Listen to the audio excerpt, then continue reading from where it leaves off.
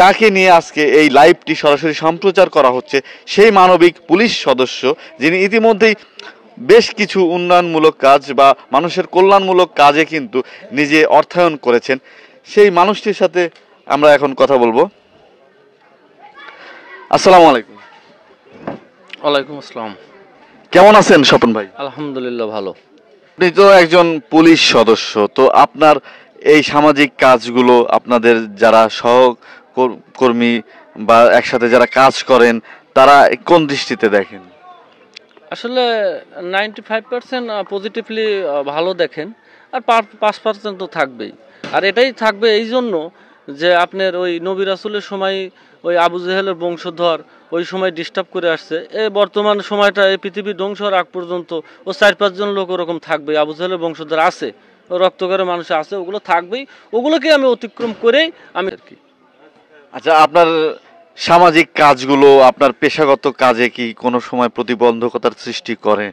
হ্যাঁ, একটু হালকা আসে না তা না, এই সমস্ত কাজে আসে। তারপরেও আমি অনেকভাবেই আমার অনেক সিনিয়র অফিসারের মাধ্যমে আমি এগুলো করি, তাদেরকে বলে টেলিফোনের মাধ্যমে হলেও এই সমস্ত কাজগুলোকে আমি সম্ভব করি, আর তারা আমাকে সহযোগিতা করে। এইভাবে কাজগুলো আমি করে যাচ্ছি। অবশ্যই লোকজন না থাকলে তো এগুলো কাজ তো হয় না, সাধারণত তাদের মাধ্যমেই আমি এই কাজগুলো করি। আর আমার সততা হলো মূল, আমি সততার মাধ্যমে কাজ করি, আমি এটিকেই আমি প্রাধান্য বেশি দেই। আর বিশেষ করে আমি গ্রামকে ভালোবাসি, আমার এই জন্মভূমিকে ভালোবাসি। আমি ছুটি আসি, একটু সুযোগ পেলেই আমি এই পাঁচমঙ্গলে ছুটি আসি, মানুষের সাথে মিশে থাকার জন্য চেষ্টা করি। আসলে মানুষ কিভাবে চায় জানি না, তবে আমাকে সবাই মোটামুটিভাবে সবাই চায়, ভালোবাসে, এটা আমি কাম্য। আচ্ছা, এই সামাজিক কাজে তো আপনাকে বেশ সময় দিতে হয় বা আপনার অর্থকরী খরচ হয়, তো আপনার পরিবার থেকে কি কোনো সময় বাধা নিষেধ আসে? না, আমার পরিবার থেকে ওরকম কোনো বাধা নিষেধ নাই, তবে সময় আসলে ভালো কিছু করতে গেলে তো একটু সময় দিতে হয়, এটাই স্বাভাবিক। আর এখানে আমার ছোট ভাইও আসলে সেও এই সমস্ত কাজে হয়তোবা সে উপস্থিত হতে পারে না তার ব্যস্ততার মাঝে, আমাকে দিয়ে এগুলো করায় যে ভাই আপনি গ্রামে করেন, এগুলো নেন, উনিও আমাকে হেল্প করে। সেই হিসেবে আসলে আমরা দুটো ভাই আসলে এই গ্রামকে আসলে উন্নয়নের পথে একটু মানে অগ্রসর নিতে ইচ্ছা করে। আর যতটুকু পারি আমি শ্রম দেই, তা আরও দেবো আশা করি। এরকম সুযোগ সুবিধা আসলে আমি আরও দেবো, যেহেতু এলাকাকে আমি ভালোবাসি, এটাই আমার মূল উদ্দেশ্য, তাছাড়া অন্য কোনো আমার উদ্দেশ্য নেই। আচ্ছা, এখন আপনি দর্শকদের উদ্দেশ্যে এবং যারা এই সমাজে এই অসহায় মানুষদের উপকারার্থে বা সহযোগিতায় এগিয়ে আসতে দ্বিধাবোধ করে বা অনেকের ইচ্ছা আছে কিন্তু আসলে তারা পাশে দাঁড়াতে সংকোচ বোধ করে, তাদের উদ্দেশ্যে যদি কিছু বলতেন।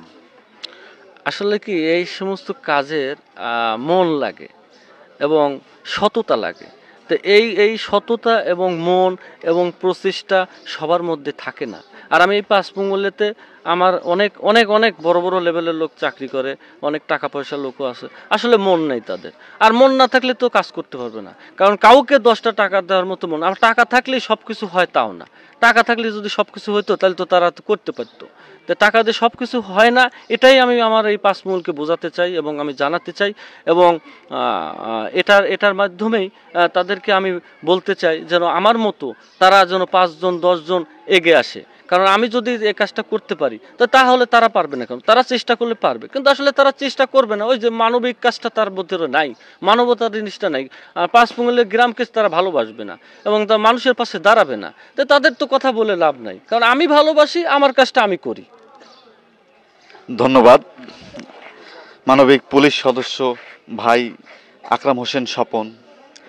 প্রিয় দর্শক, জন্মভূমির প্রতি কতটুকুন টান, কতটুকুন মায়া থাকলে এভাবে চিন্তা করা যায় সেটা আপনারাই বিবেচনা করবেন।